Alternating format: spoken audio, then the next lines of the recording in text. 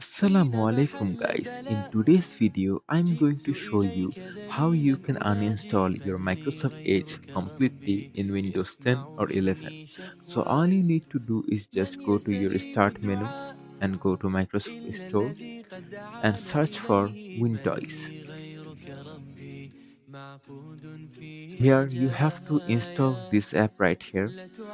Click install, or if you already installed it, click open, select yes, and if you're in the app, go to the tweaks option. There are a lot of things you can do. Click on system, and here digital markets act, you have to turn it on. After this you have to restart, select restart system. So after you restart the system, you have to just go to settings. Now go to apps, go to install apps and search for Edge.